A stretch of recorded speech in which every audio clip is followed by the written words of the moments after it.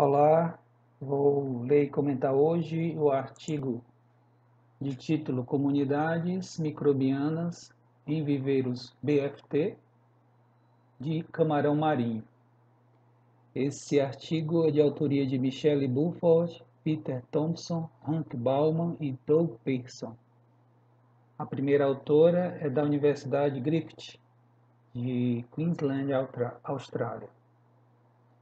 Esse artigo ele foi publicado em 2003 na GA. Vamos dar uma olhada aqui no sumário do artigo.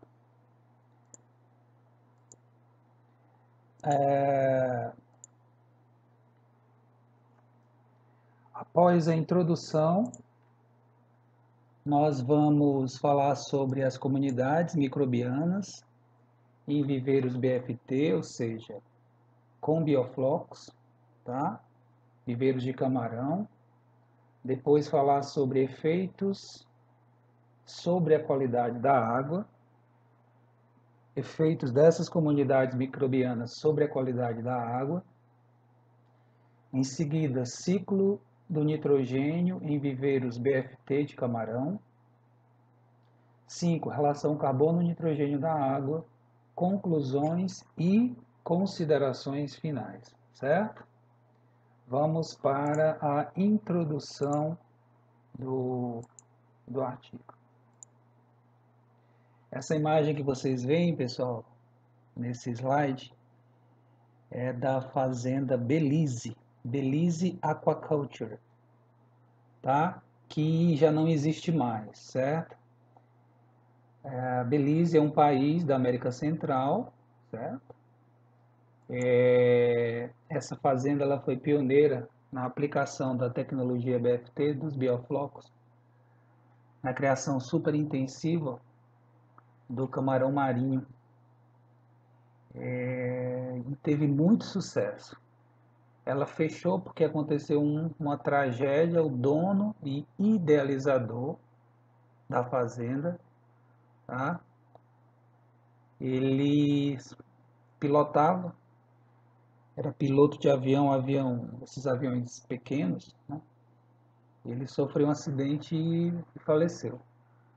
A família resolveu encerrar as atividades, apesar de todo o sucesso da fazenda. Vejam que beleza essa estrutura, né? Viveiros de diferentes tamanhos, tem bacia de tratamento de água de abastecimento, tem bacias de tratamento de efluentes dos tanques, tá? É um sistema de recirculação. Os tanques de produção, eles são revestidos por geomembrana, tá? Então, se não fosse essa tragédia familiar, era uma empresa familiar, tá? A fazenda provavelmente estaria em funcionamento até hoje, tá? Essa é a Belize Aquaculture Limitada. Vamos ver a introdução. A criação de camarão em elevadas densidades, em viveiros sem troca de água, ou seja, com apenas preenchimento para compensar o que é perdido por evaporação, tá? Esse sistema super intensivo tem sido aplicado com sucesso na Belize Aquaculture, na América Central, por vários anos. Então, realmente é impressionante, né, essa tecnologia BFT que permite criar camarão marinho em densidades acima de 100 camarões por metro quadrado. Lá na Belize, eles trabalhavam com 120 camarões por metro quadrado. Geralmente, o modelo, né, é o seguinte: quanto maior a densidade, maior o regime de renovação de água, mais a água se troca. Então, se você tem muitos camarões, você deveria trocar muito para manter a qualidade da água dos viveiros. Nesse sistema, você tem altas densidades e não troca água, né? Então, incrível, né? Mesmo assim, a qualidade da água ela vai permitir um bom crescimento dos animais. Eles produziam lá 15 toneladas de camarão por hectare por ano, tá? Uma produtividade bastante elevada, né? Se a gente lembrar o recorde da carnicultura brasileira antes das doenças, foi 6.000 quilos, né? 6.000 quilos de camarão por hectare ano, ou seja, 6 toneladas, certo? Aí eles têm 15 toneladas de camarão. Lá na Belize Aquaculture, eles usam uma estratégia integrada de criação que está baseado na utilização de animais obtidos de reprodutores selecionados que passaram por um trabalho de seleção genética, melhoramento genético, tá? Eles ofertavam rações com menos de 20% de proteína, de baixa proteína, tá? Olha que é criação super intensiva. Os animais eram estocados em 120 indivíduos por metro quadrado, já foi falado, e eles trabalhavam com recirculação de água, de tal forma que a água era economizada, não havia quase liberação, né, de água na natureza, o impacto ambiental era zero, né? Aquela água se mantinha por vários ciclos, porque ela era tratada e em seguida reutilizada, certo? Mais uma vez causa interesse assim, né? Impressiona como é possível criar camarões em altas densidades com ração de baixa proteína, com menos de 20% de proteína, né? Você tem ali uma demanda enorme por nutrientes, né? E você oferta uma ração de baixa proteína e ainda assim eles obtinham taxas de crescimento semanais 1 grama por camarão, que é a taxa de crescimento considerada padrão para o Vanamei, tá? Ao final do ciclo de produção, a água dos viveiros era drenada para uma bacia de tratamento. Após a recuperação de suas características liminológicas, a água tratada era reutilizada no reabastecimento dos viveiros de produção para um novo ciclo, tá? Então não tinha troca d'água, apenas completava com água nova ou água que tinha sido tratada para manter o nível inicial, tá? Ao final fazia a despesca, drenagem completa do viveiro e essa água não era descartada, ela ia para um bacia de tratamento, tá? E fazia calagem, aeração, exposição ao sol. Em seguida, quando ela estava ok, né, voltava, bombeava essa água de volta para os viveiros de produção para reiniciar um novo ciclo. Eles produziam 15 toneladas de camarão por hectare ano, tá?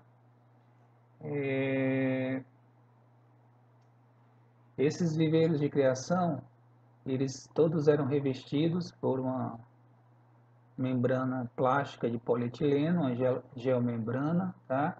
Apresentavam altos níveis de aeração, tanto para fornecer oxigênio suficiente para atender a alta demanda respiratória dos animais, mas também para manter a matéria orgânica particulada em suspensão na coluna d'água, certo?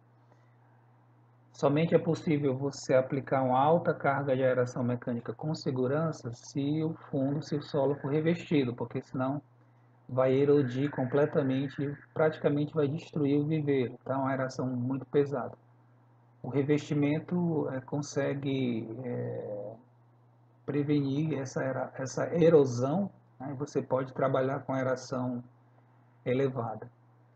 Então vejam, né, a alta carga de aeração tinha por objetivo atender a demanda respiratória dos animais, né, porque era um sistema super intensivo, mais de 100 camarões por metro quadrado, e além disso manter a matéria orgânica particular em suspensão, inclusive os bioflocos que estavam se formando, né, na coluna d'água. O crescimento da comunidade microbiana ele era encorajado com a adição de fontes de carbono ou carbono orgânico, com fontes de carbono orgânicos, ou através de melaço, aplicação de melaço, ou com a utilização dessas rações de baixa proteína que tinham níveis de inclusão maiores de grãos, né? De grãos. Por exemplo, um nível maior da farinha de trigo, ou farelo de trigo, né? O farelo de arroz, certo? De tal forma que a relação carbono-nitrogênio da água ela era ajustada por se aplicar um melaço aos viveiros e por se utilizar rações de baixa proteína. A própria ração ofertada aos animais já tinha uma relação carbono-nitrogênio da ração já ajustada, já mais elevada, que favorecia, né? Porque o que é que acontece, pessoal? Você tem uma relação menos proteica, essa ração ela tem uma relação carbono-nitrogênio maior. O animal que se alimenta dessa ração vai produzir fezes também menos proteicas, tá? Com a relação carbono-nitrogênio das fezes também maior. Essa matéria orgânica, ela vai propiciar o crescimento bacteriano heterotrófico com remoção de amônia, certo? Com isso, as bactérias removiam a amônia da água, tornando a qualidade da água mais propícia ao crescimento animal. A teoria é que os micro-organismos melhoram a qualidade da água e quando eles formam esses flocos, essas partículas chamadas bioflocos, né, ainda servem como uma fonte alimentar ao camarão. Então está respondida aqui a pergunta, né? No sistema convencional baseado em troca d'água, a qualidade da água se mantém porque você tira uma água deteriorada e substitui por uma água limpa. Aqui não, aqui como não troca água, o sistema tem que ser autolimpante. Você se baseia na atividade purificadora microbiana. Esses micro-organismos, tá? Principalmente as bactérias, vão remover esses metabólitos tóxicos, amônia e nitrito da água. O ajuste da relação carbono-nitrogênio da água, associado à intensa aeração mecânica, promovia a formação dos flocos bacterianos, chamados bioflocos, que eram utilizados pelos camarões como alimento, tá? Já foi demonstrado isso em outros trabalhos, que assim como a tilápia, o vanamei também, ele se utiliza dos bioflocos na sua alimentação, tá? Esse foi a introdução do trabalho. Vamos para o próximo slide, próximo ponto, pessoal, que vai ser comunidades microbianas em viveiros BFT de camarão. Antes de falar, né, sobre esse tópico, vejam essa imagem aí. Vocês têm aí uma enorme camada de espuma branca na superfície da água, que vai ser constituída por bioflocos, fezes dos animais, ração não consumida, melaço. Como a aeração é intensa, criou-se essa nata, né? Essa espuma branca aí. Isso indica que está havendo um excesso de sólidos, tá? Presentes nesse viveiro. Nesse viveiro aí, provavelmente o ajuste da relação carbono-nitrogênio, bem como a aeração da água, estavam sendo feitos de forma incorreta, tá? Porque essa situação ela não é favorável ao crescimento dos animais, certo? Isso daí é um viveiro que estava com problema aí, estava em um desequilíbrio aí no manejo alimentar, na qualidade da ração, no sistema de aeração, tá? No manejo da relação carbono-nitrogênio. O que é que pode acontecer? Essa nata aí, essa espuma pode comatar as brânquias dos animais e eles simplesmente não conseguirem respirar e morrer, tá? Essa foto indica que é importante fazer o ajuste, né, nesse sistema BFT, da relação carbono-nitrogênio. A aeração intensa, pesada é necessária, só que tem que se saber equilibrar ou ajustar, né, essas intervenções para conseguir um efeito correto, desejável, né, e não algo parecido com isso aí. Vamos então falar sobre as comunidades microbianas em viveiros BFT de camarão, tá? Vamos ver aqui.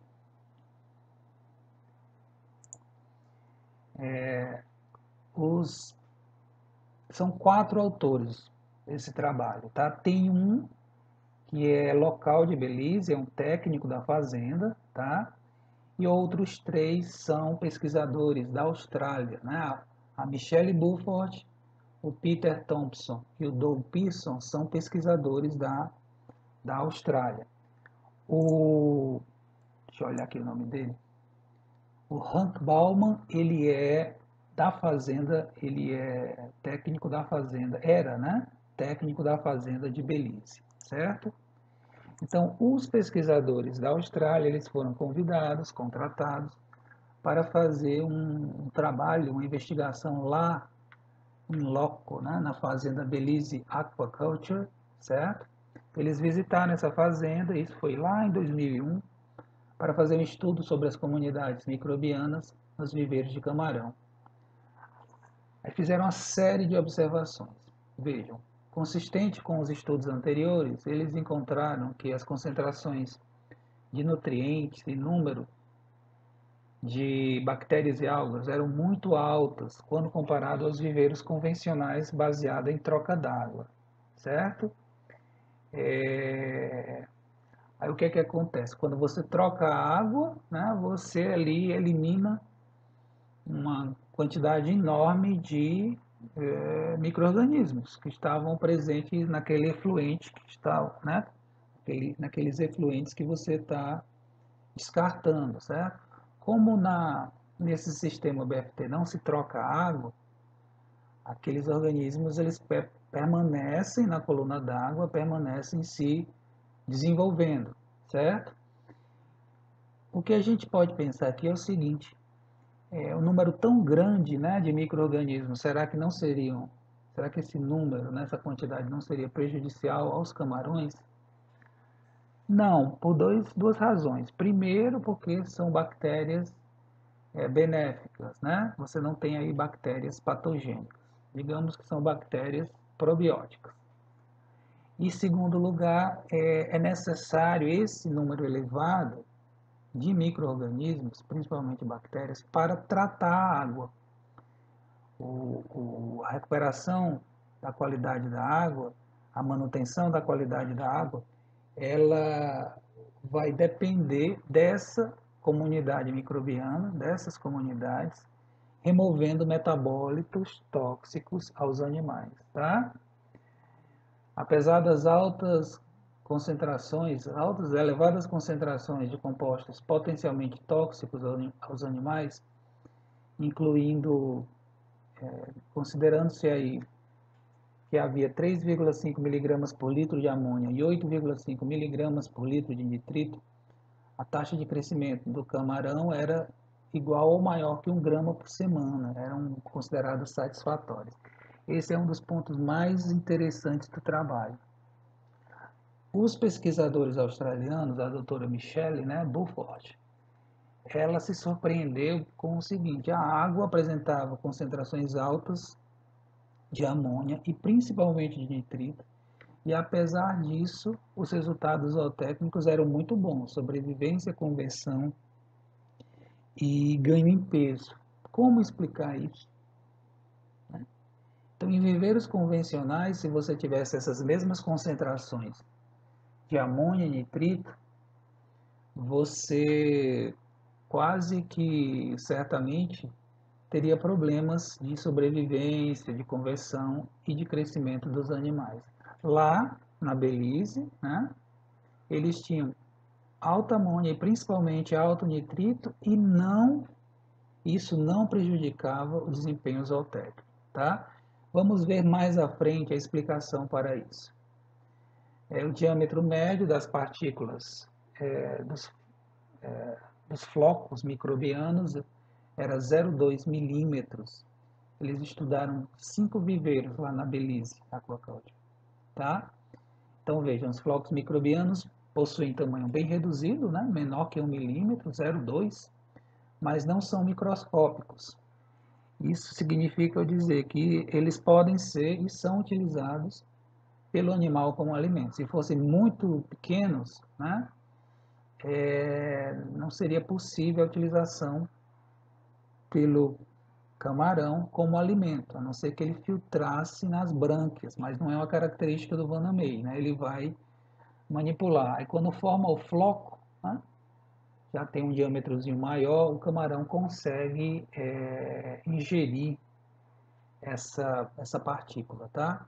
Até 50% das bactérias na água desses viveiros estavam associados com as partículas floculadas. Embora os flocos microbianos sejam constituídos por uma grande variedade de organismos, tá? As bactérias são os organismos predominantes.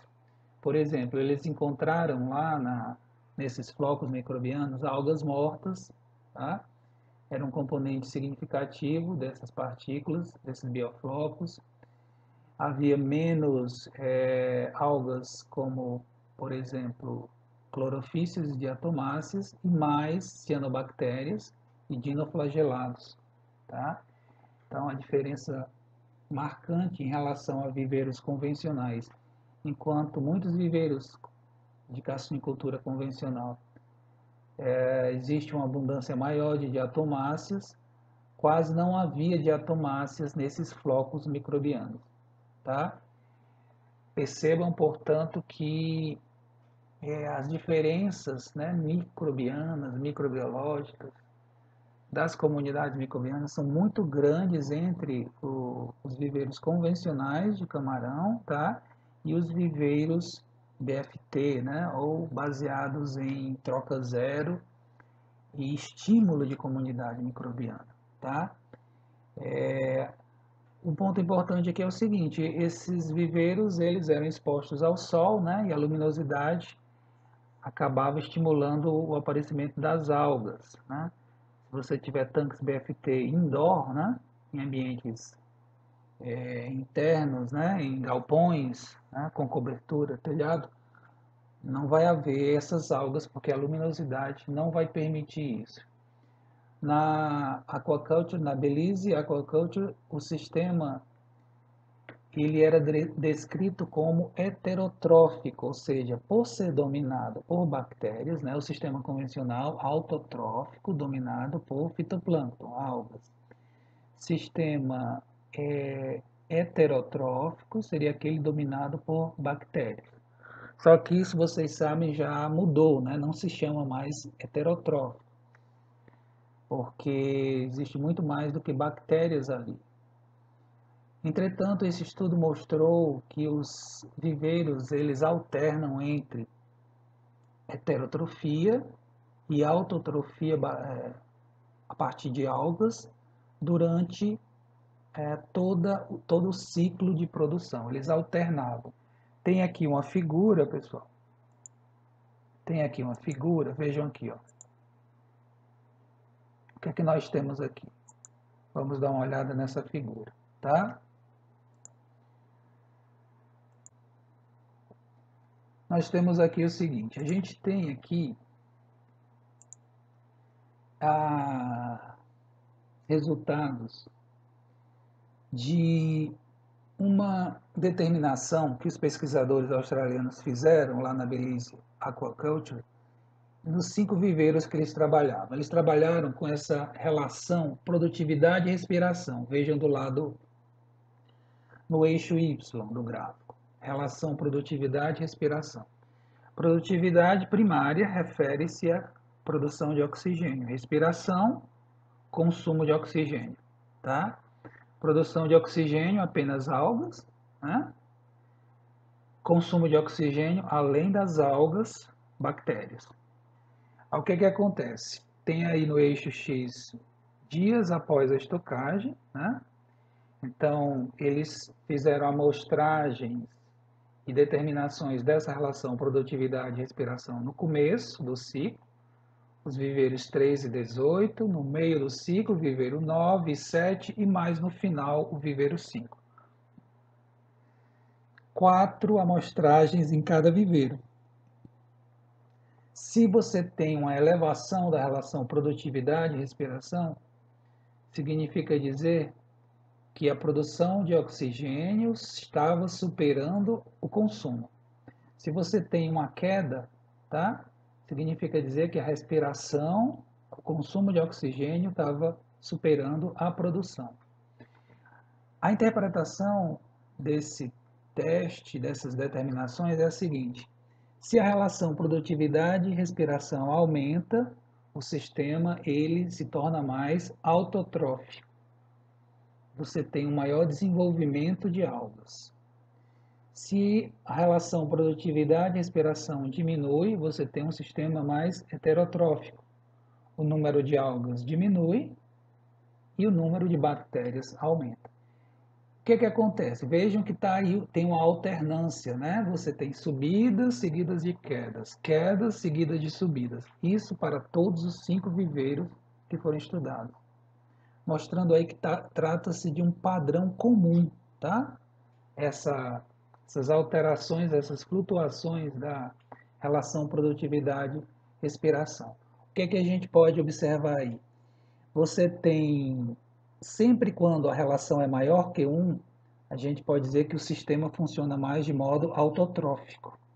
Quando a relação é menor que 1, o sistema funciona de modo heterotrófico. Então percebam que durante um considerável intervalo de tempo dentro do ciclo de produção, os viveiros funcionavam mais de modo autotrófico, né, baseado em atividade de algas, do que heterotrófico, baseado em atividades de bactérias. Portanto, pessoal, não dá para chamar o sistema BFT como heterotrófico. Você tem aí comunidades microbianas com uma complexidade de micro-organismos, tanto heterotróficos como autotróficos, tá? O que é que explica essas variações para mais e para menos nessa relação produtividade e respiração? Quando a relação sobe, as algas estão se desenvolvendo. Quando a relação cai, as algas estão morrendo, né? Você tem um declínio das populações de microalgas, da população de fitoplâncton. Quando você tem a ascensão, né? As florações algais, elas passam a ter um papel mais importante dentro da dinâmica, né, microbiológica do viveiro. Aí tem o aspecto autotrófico ganha maior relevância. Quando elas estão em declínio, as microalgas, né, passa a ter maior relevância a atividade bacteriana. O sistema se torna mais heterotrófico. De todo modo, pessoal, o que está claro aqui é que não dá para chamar esse sistema superintensivo, troca zero de água ou troca mínima, aeração intensiva, viveiros revestidos, ajuste da relação carbono-nitrogênio de heterotrófico, tá?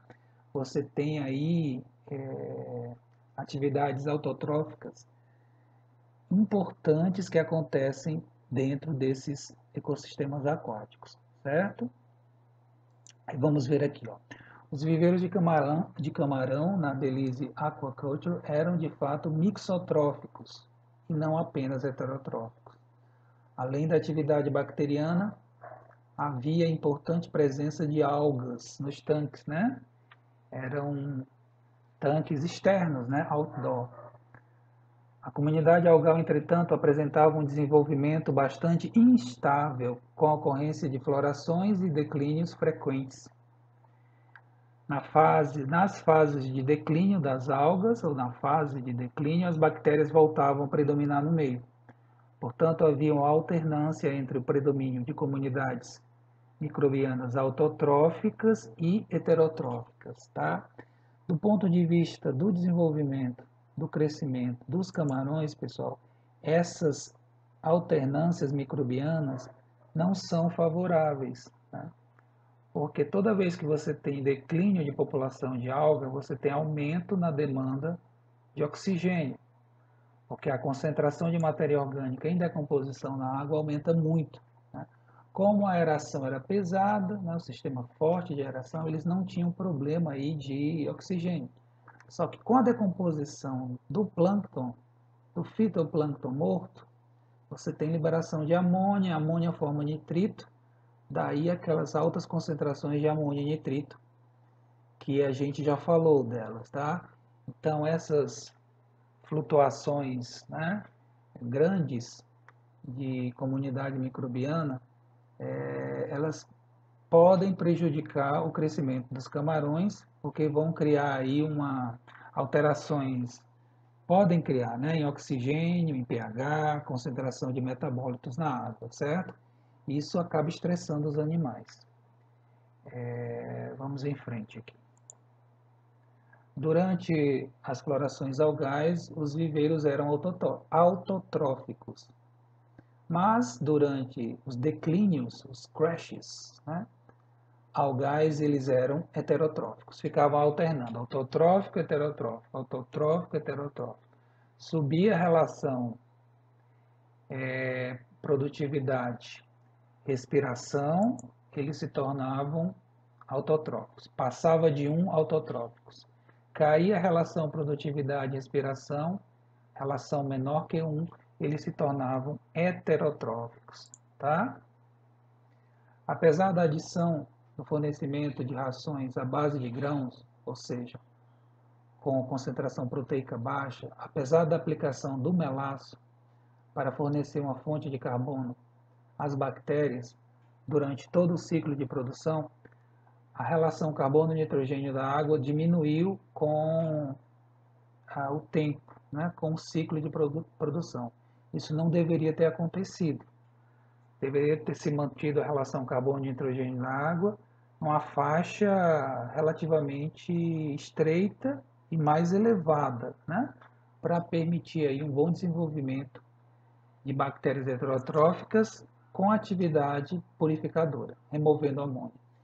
Essa queda na relação carbono-nitrogênio da água nos viveiros lá na Belize Aquaculture mostra que, apesar dos bons resultados produtivos, a fazenda ainda estava ajustando seus parâmetros de produção, tá? Então, os pesquisadores australianos, a doutora Michelle Burford e os colegas, eles foram numa fase da Belize Aquaculture que ainda eles não estavam completamente dominando o sistema, né? O sistema BFT, sistema de recirculação superintensivo, troca zero de água, ainda estava sendo ajustado, corrigido, né? Para que os parâmetros do tanque, né? Os parâmetros de cultivo fossem satisfatórios do início ao final do ciclo. Pessoal, vamos dar uma paradinha aqui, tá? Já estamos aí com mais de 30 minutos de apresentação, né? Vamos dar uma paradinha aqui e a gente vai voltar falando sobre efeitos sobre a qualidade da água, efeitos das comunidades microbianas sobre a qualidade da água de viveiros BFT de camarão, tá? Até já!